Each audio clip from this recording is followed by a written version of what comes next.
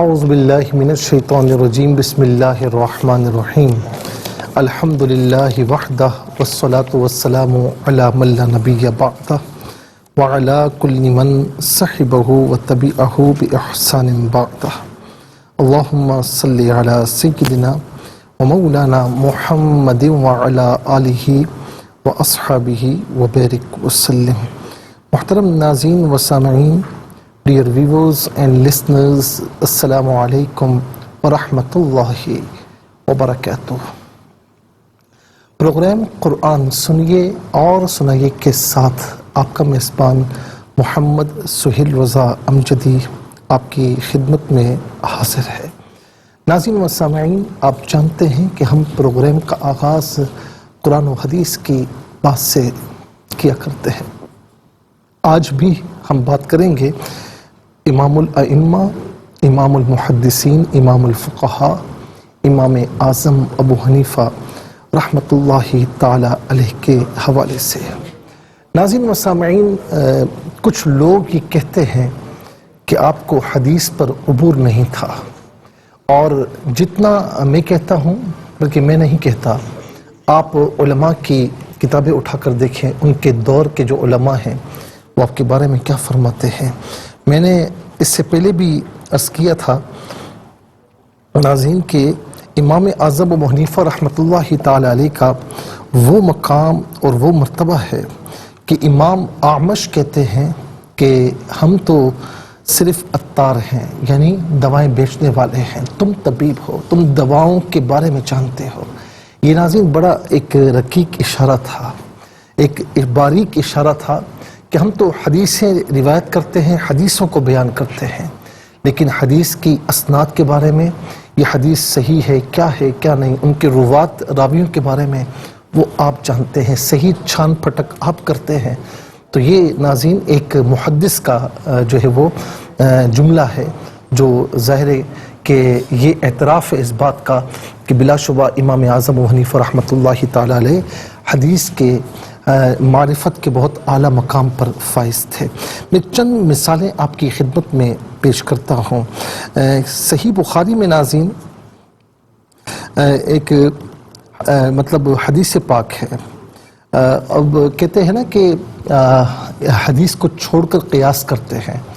ناظرین و سامعین، ایک حدیث پاک ہے کہ کوئی شخص، اس وقت یہ ہوتا تھا اور آج کل کے دور میں ہوتا تو پتہ نہیں کیا کچھ ہوتا، وہ یہ ہے کہ جو بیچنے والا ہے نا، وہ بکری کو بیچنے سے پہلے اس کا دودھ روک لیتا، وہ دودھ تھنوں میں جمع ہو جاتا، جب بیچنے کے لیے جاتا تو خریدار یہ سمجھتا کہ یہ بکری بہت دودھ دینے والی ہے اور اسے اچھے داموں میں لے لیتا۔ اب یہ ہے کہ اگر کسی نے اس طرح لے لیا اور گھر جا کر جب دودھ دوہا تو معلوم ہوا کہ یہ تو بکری بہت کم دودھ دینے والی ہے یا نارملی ہے، تو اب کیا کرے؟ حدیث پاک میں ہے ناظرین کہ یہاں پر کہ اس کا یہ ہے کہ یعنی اب جب خریدار واپس آئے اور وہ یا تو یہ کر لے کہ جو دودھ اس نے استعمال کیا ہے اس کی قیمت دے دے، اور اوپر جو ہے وہ ایک سا کھجور جو ہے وہ دے دے، یا ایک سا کچھ اور چیز کا بھی ذکر ہے وہ دے دے، اور بکری اسے واپس کر دے، اسی قیمت لے لے۔ اب ظاہر جو دودھ اس نے استعمال کیا ہے تو اب وہ دودھ دے دے، دودھ کی قیمت اسے دے دے، اور اوپر ایک سا کھجوریں یا کچھ اور دے دے۔ امام اعظم ابو حنیفہ رحمۃ اللہ تعالی علیہ فرماتے ہیں کہ مختار یہ ہے کہ اسی قیمت پر رکھ لے یا واپس کر دے، اور اس کے ساتھ امام اعظم فرماتے ہیں کہ خریدار جو ہے واپس کر دے، اور ظاہر ہے کہ دودھ جو اس نے یعنی استعمال کیا ہے تو اس کا ضمان اس پر نہیں ہے۔ کہا کہ یہ جو حدیث پاک ہے یہ مضطرب ہے، یعنی اس کی روایتوں میں اضطراب ہے، اور یہ قرآن کے خلاف بھی ہے کہ فَمَنِ اعْتَدَىٰ عَلَيْكُمْ فَاعْتَدُوا عَلَيْهِ بِمِثْلِ مَا اعْتَدَىٰ عَلَيْكُمْ۔ ظاہر ہے کہ اسے دودھ کتنا استعمال کیا، کتنا نہیں کیا، کیا پتہ، تو دودھ کی قیمت کیسے واپس کرے گا؟ اس کے ساتھ پھر ایک سا کھجورے وہ کیوں واپس کرے گا، وہ کیوں دے گا؟ تو بہرحال ایسی حدیث کہ جس کی روایت میں اضطراب ہو تو وہاں پر امام اعظم ابو حنیفہ رحمۃ اللہ تعالی علیہ دیکھتے ہیں کہ وہ قرآن سے ٹکرا رہی ہے یا اس کی اسناد میں اس کی سندوں میں اضطراب پایا جا رہا ہے، کہیں سے ایک روایت ہے کہیں سے دوسری روایت ہے، تو ایسی حدیث کے مقابلے میں پھر امام اعظم ابو حنیفہ رحمۃ اللہ تعالی علیہ واضح حکم جاری فرماتے۔ اسی طریقے سے ناظرین جو ہے وہ غیلان ثقفی رضی اللہ تعالیٰ عنہ جب مسلمان ہوئے تو آپ کی 10 ازواج تھی۔ قرآن کریم میں حکم ہے کہ فَانْكِحُوا مَا طَابَ لَكُم مِّنَ النِّسَاءِ مَثْنَىٰ وَثُلَاثَ وَرُبَاعَ، کہ نکاح کرو جو تمہیں بھائیں دو دو، یعنی فَانْكِحُوا مَا طَابَ لَكُم مِّنَ النِّسَاءِ مَثْنَىٰ وَثُلَاثَ وَرُبَاعَ، 2 3 4 تک، 4 جو ہے وہ حد ہے۔ اب یہاں پر ہوا یہ کہ غیلان بن سلمہ ثقفی رضی اللہ تعالی عنہ حضور نبی کریم علیہ السلام کی بارگاہ میں آئے تو آقا علیہ السلام نے فرمایا کہ جن 4 کو تم اختیار کرنا چاہتے ہو کر لو، باقیوں کو طلاق دے دو۔ تو امام اعظم ابو حنیفہ رحمۃ اللہ تعالی علیہ نے فرمایا کہ یہ حضور نبی کریم صلی اللہ علیہ وسلم کی خصوصیت تھی کہ انہوں نے اپنے اختیار سے انہیں اختیار دیا کہ آپ 10 میں سے جو 4 منتخب ہیں وہ چن لو جو تم اختیار کرنا چاہتے ہو۔ امام اعظم ابو حنیفہ فرماتے ہیں کہ اب اس دور میں ایسا نہیں ہوگا، جو شروع میں 4 نکاح کیے وہ صحیح ہیں اور باقی سارے وہ فاسد ہو جائیں گے، وہ نہیں ہوں گے۔ اسی طریقے سے ناظرین ایک روایت میں ہے کہ مولا علی المرتضی رضی اللہ تعالیٰ عنہ سب سے پہلے ایمان لائے، کسی روایت میں ہے کہ سیدنا صدیق اکبر ایمان لائے، کسی روایت میں ہے کہ سیدتنا خدیجہ رضی اللہ تعالیٰ عنہ ایمان لائیں سب سے پہلے۔ اب روایات میں تطبیق آپ دیکھیں، یہ آپ کا خاصہ ہے، آپ نے کیا تطبیق ارشاد فرمائی کہ حکم بھی متاثر نہ ہو اور جاری بھی ہو جائے۔ فرمایا کہ لڑکوں میں بچوں میں سب سے پہلے مولا علی المرتضی رضی اللہ تعالیٰ عنہ ایمان لائے، اور خواتین میں سب سے پہلے سیدتنا خدیجہ رضی اللہ تعالی عنہ ایمان لائیں، اور مردوں میں سب سے پہلے سیدنا صدیق اکبر رضی اللہ تعالی عنہ ایمان لائیں۔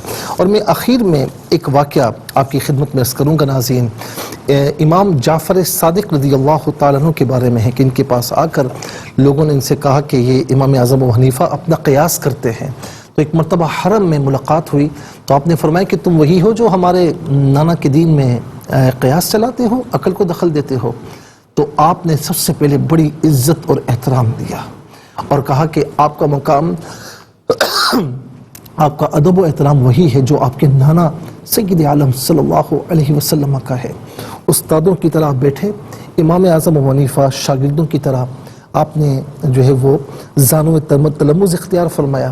عرض کی کہ حضور کچھ سوال کرنا چاہتا ہوں، اب جواب دیجئے، یہ بتائیں کہ نماز زیادہ اہم فرض ہے یا روزہ؟ ظاہر ہے کہ فرضیت میں برابر ہے، لیکن اہم فرض نماز ہے کہ سب سے پہلے جو ہے نماز کا پوچھا جائے گا۔ تو فرمایا نماز۔ تو کہا کہ عورت جب مینسز ہوتے ہیں یا ایام مخصوصہ ہوتے ہیں، نماز چھوڑتی ہے، وہ دوبارہ نماز نہیں پڑھتی، یعنی اس نماز کو قضا کرنے کا حکم نہیں ہے، نماز چھوڑ دی وہ ہو گئی، ٹھیک ہے۔ لیکن روزہ اگر ان ایام میں چھوڑے گی تو بعد میں جو ہے وہ قضا کرے گی۔ اگر میں عقل کو دخل دیتا تو نماز تو اہم فرض ہے، تو میں نماز جتنی قضا ہوئی میں ان کو ادا کرنے کا حکم دیتا اور روزوں کا چھوڑ دیتا۔ پھر فرمایا کہ یہ بتائیں کہ اب دیکھیں ناظرین، امام اعظم ابو حنیفہ رحمۃ اللہ تعالی علیہ کی فراست، فرمایا یہ بتائیں کہ مرد زیادہ طاقتور ہے یا عورت؟ فرمایا مرد۔ تو فرمایا کہ للذکر مثل حظ الانثیین، قرآن حکم دیتا ہے کہ مردوں کے لیے وراثت میں عورتوں سے دگنا حصہ ہے۔ اگر میں عقل کو دخل دیتا تو میں حکم دیتا کہ عورتوں کو ڈبل حصہ دیا جائے، کہ کمزور کو ڈبل دیا جائے اور مردوں کو جو ہے وہ آدھا دیا جائے۔ پھر فرمایا یہ بتائیں کہ منی جو ہے وہ زیادہ ناپاک ہے یا پیشاب؟ تو فرمایا پیشاب۔ تو فرمایا کہ اگر میں عقل کو دخل دیتا تو پیشاب کرنے والے کو حکم دیتا کہ وہ غسل کرے، اور جس سے جو ہے مادہ منویہ خارج ہوا میں اس کو حکم دیتا کہ وہ وضو کر لے، لیکن میں نے ایسا نہیں کیا۔ ناظرین، امام جعفر صادق رضی اللہ تعالیٰ عنہ اٹھے اور آپ کے ماتھے کو بوسہ دیا، فرمایا کہ یقیناً تم ہی میرے نانا کے دین کے وارث ہو۔ ناظرین، انشاءاللہ پھر کبھی موقع ملا تو آپ کی خدمت میں مزید عرض کریں گے۔ ناظرین، اگر آپ ایسی ہی مزید ویڈیوز دیکھنا چاہتے ہیں تو ہمارا ARYQ-TV کا چینل سبسکرائب کیجئے اور بیل آئیکن کا بٹن دبانا نہ بھولیے تاکہ آپ سے کوئی پسندیدہ پروگرام مس نہ ہو جائے۔